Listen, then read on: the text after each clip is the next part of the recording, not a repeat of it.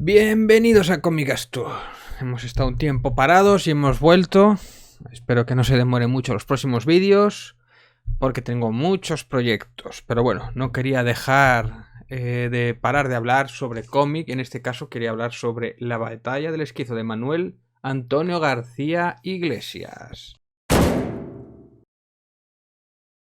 Pues primero quiero hablar del autor, que es el señor Manuel Antonio García Iglesias, natural de Salamanca, pero como lleva viviendo toda la vida aquí en Gijón, pues bueno, vamos a hacer como que es un autor asturiano y no pasa nada. Licenciado en Bellas Artes, tiene estudios artísticos en Kugenswerbenschule de Zúrich, en Suiza, lo he dicho muy bien, y fue profesor de dibujo y pintura en Gijón.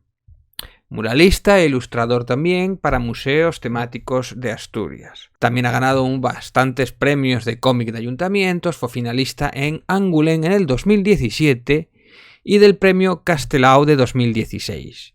Su primer álbum fue una biografía sobre Albert Einstein, publicado en Francia y reeditado no hace mucho. Pues bien, este fantástico cómic, que lo tenemos aquí, editado por Nuevo 9, y también teniendo en cuenta que Divina Pastora, la fundación, está aquí involucrada y de hecho es el ganador del 4º concurso Divina Pastora, cuyos beneficios, lo pone aquí atrás, en su totalidad los beneficios se irán a la Federación de Salud Mental de Castilla y León y para la diversidad y riqueza del cómic en España.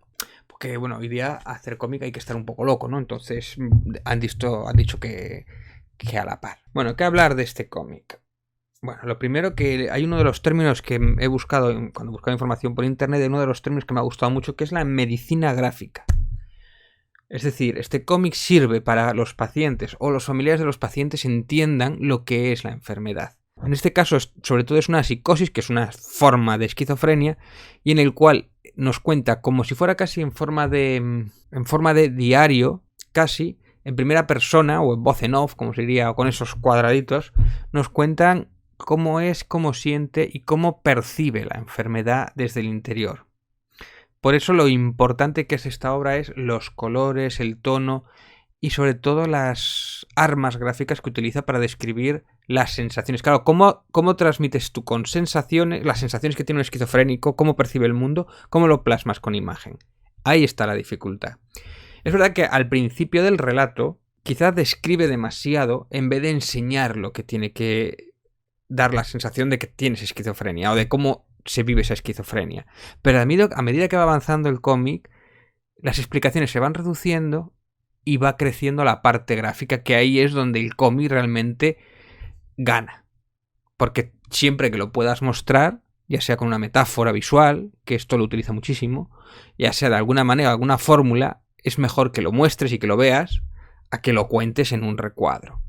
Pero es verdad que la introducción en ese mundo es bastante compleja y es bastante difícil. Hay que entender ya de una persona que es un poco peculiar, es un artista, un estudiante de Bellas Artes, en el cual primero no sabe que tiene esa enfermedad y entonces él piensa que todo el mundo está en contra de él, que es un complot, que empieza a haber paranoias, empieza a ver la gente está en contra de él, que nadie le quiere, encima se aísla, tiene manías, bueno, es un personaje ya curioso, pero claro, una vez que lo vemos desde su punto de vista, empezamos a entender sus comportamientos extraños y su rechazo con el rechazo que tiene él a la sociedad y la sociedad hacia él. Para eso me gustan en especial los tonos ocres, marrones, son casi 2 o 3 colores los que tiene prácticamente, o esa gama de colores bicolor que le da una estética muy curiosa. Es cierto que tú de entrada, cuando ves el cómic, no es un tema... Dice que otra cosa que le parece es eso, que es un tema que en principio crea rechazo. Tú cuando quieres leer un cómic no te apetece leer esto, en principio.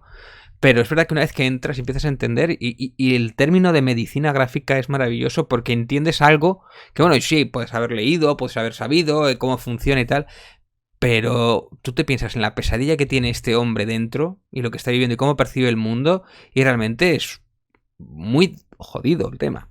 De hecho, no hay mejor... La portada me gusta bastante, por ejemplo. Aunque no es llamativa, pero sí describe perfectamente este lío, este mundo, cómo se revesa, cómo se enreda, cómo se entrecruza y cómo es como un agujero negro, todo oscuro, todo siniestro, todo...